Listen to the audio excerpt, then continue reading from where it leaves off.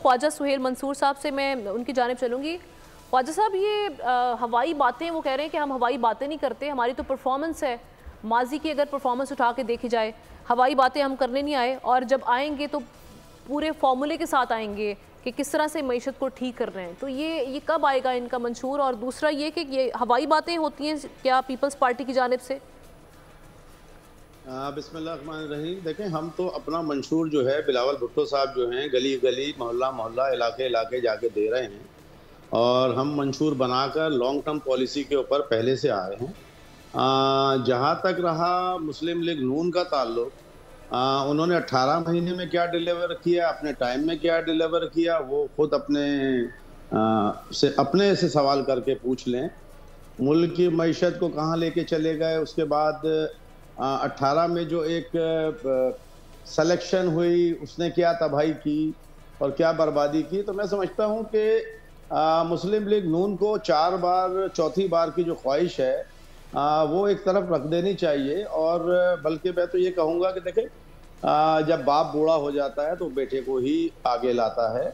और बिलावल भुट्टो साहब जो हैं एक नौजवान नई सोच के साथ, यूथ की उमंगों के मुताबिक मुल्क के माशी हालात, मुल्क में गरीबों के लिए क्या मामलात हैं, मुल्क में किस तरह लॉ एंड ऑर्डर की सिचुएशन को लेके जाना है, मुल्क में किस तरीके से अपनी खारजा पॉलिसी को बनाना है, किस तरीके से लोगों को इलाज मुआवजा देना है, किस तरह से अच्छा, वो तो बिल्कुल ऐसे हम देख रहे हैं कि वो मुख्तलिफ जलसों में अपना पार्टी मंशूर भी पेश करते हुए दिखाई दे रहे हैं। उन्होंने प्रॉपर जो निकात हैं वो सामने रखे हैं। लेकिन ये क्या बात हुई बिलावल साहब? पहले जब हमने देखा था, जिस वक्त 16 माह की गवर्नमेंट थी PDM की, जिसको लीड कर रहे थे शहबाज शरीफ साहब, उस वक्त वो शहबाज शरीफ साहब के बड़े मुअतरिफ थे। वो कह रहे थे हमें सिंध में शहबाज स्पीड की ज़रूरत है।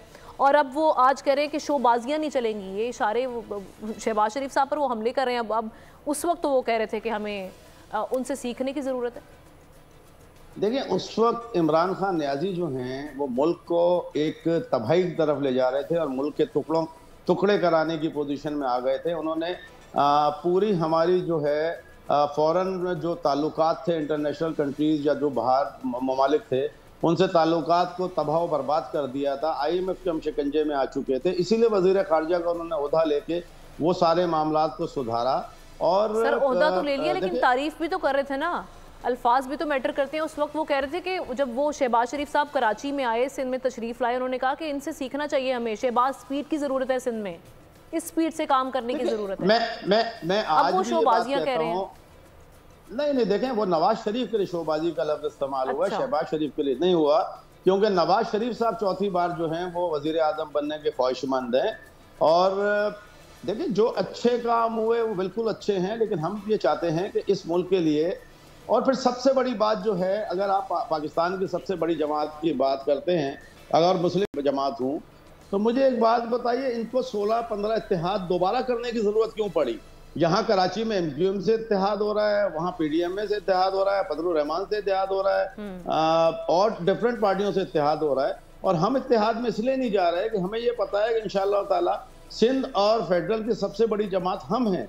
और अगर इंजीनियरिंग नहीं हुई और इंशाअल्लाह ताला इस बार लगता है कि शफाफ इलेक्शन होंगे, तो इंशाअल्लाह बिलावल भुट्टो साहब आएंगे। और हम नहीं चाहते कि अगर हम इत्तेहाद में जाएं तो हम ज़रूर इत्तेहाद में जाएंगे, लेकिन उसके साथ जाएंगे जो मुल्क के लिए लॉन्ग टर्म इकोनॉमी देगा, जो मुल्क के लिए इलाज की सहूलत देगा, जो गरीबों की भलाई देगा। आपका पॉइंट आ गया। सब्सक्राइब करें और बेल दबाएं ताकि कोई खबर रह न जाए।